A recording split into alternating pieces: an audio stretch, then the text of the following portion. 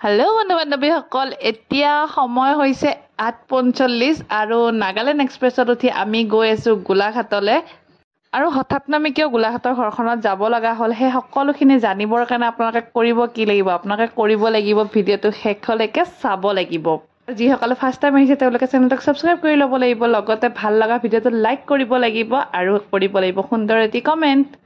আমি 4:15 মানতে গোলাঘাট পাই গ'লোহি। আহি ভিডিঅ' নবনালোঁ কাৰণ টোপনি এটা লাগি আছিল। তাৰপিছত গা পা ধুই আহিলোঁ। এইপিনে আমি আহি পাই গ'লোহি আৰু এইফালে এখন সত্ৰখন, ফ্ৰণ্টৰ পিনে মথাউৰিটো আছে আৰু এইফালে চাওক সত্ৰৰ দৃশ্য। চাওক ঢাপকটা শ্ৰী শ্ৰী ঢাপকটা সত্ৰ এখন 1980 চনতে মানে স্থাপন কৰা আৰু এতিয়া ৰাস্তা পদূলি ইমানখিনি ডেভেলপ হোৱাই নাই। মই বিশেষ নাজানো, আজি ভুল কৈছোঁ, এতিয়া আপোনালোকে শুধৰাই দিবহি। এইখন সত্ৰ আৰু এখেতক আমি ল'বলৈ আহিছোঁ। তেওঁ আহি পাই গ'লহি। মোক পাহৰিলে নেকি? নহয়, মই ইহঁতৰ সৰুজনী বোৱাৰী। গুৱাহাটীত থাকো যে।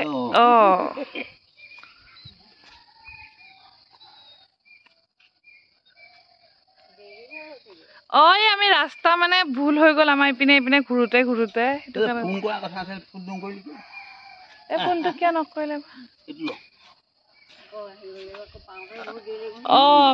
নহয়, এইবাৰ এইটো ৰাস্তাটো চিনাকি হৈ গ'ল নহয়, এতিয়া আহি পাবহি বাৰু।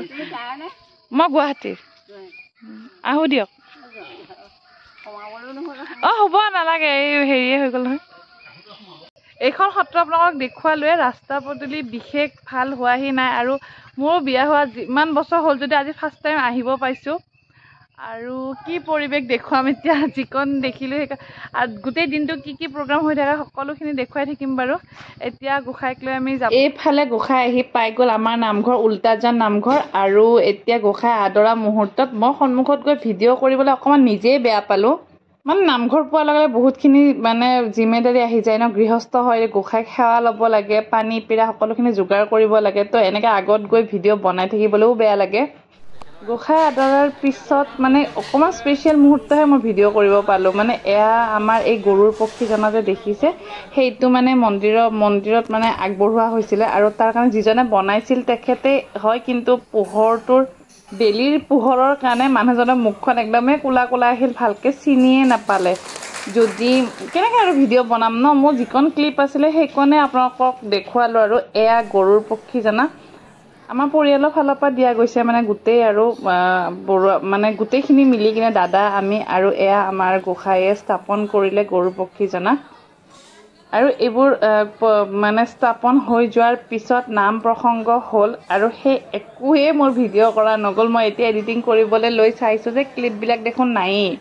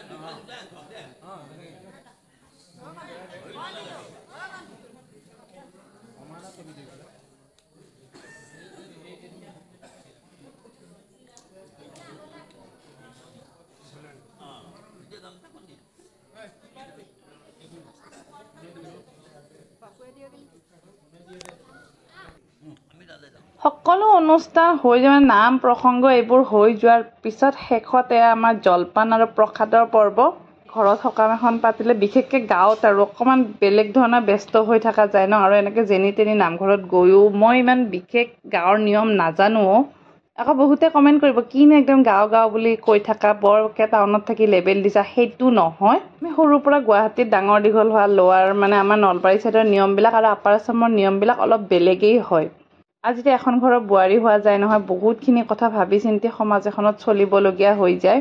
এইটোকে এতিয়া শিকাবলৈ বুজাই দিবলৈ সাহুৱাই নাই। বাকীবোৰ আছে নৱজৱহত, কিন্তু তেওঁলোকে শিকাই যদিও কিমান আৰু হেৰি কৰি থাকিব ন, ইমান বছৰ হৈ গ'ল, প্ৰপাৰ টাইমত আহিও নাপাওঁ। নিয়মখিনি শিকাইছে, তাৰে মাজতে তেনেকুৱাই আমাৰ ইয়াতে মাইকী মানুহখিনি এনেকৈ ইমান বহুত আগবাঢ়ি নামঘৰত খুব কমেই থাকে। তো সেই অনুপাতে ময়ো তেনেকৈ অকলে আগবাঢ়ি কেমেৰা কৰি ফুৰিব নোৱাৰোঁ। এইখন ফুটেজ যোনে মোক লৈ দিছিলে শেষটো মাজৰখিনি অকণমান এনেকৈ লৈ দিছিলে, সেইখনকে মই এডিট কৰি আপোনালোকৰ মাজলৈ আগবঢ়াই দিলোঁ।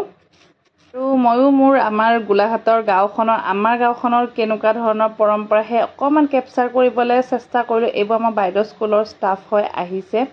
এইটো বছৰতে বাইদেউ ৰিটায়াৰ্ড হ'বগৈ আৰু তো আজি যিহেতুকে টিচাৰ ডে আছিলে, তো আজি গোটেই ষ্টাফবিলাক এনেধৰণে আহিছে।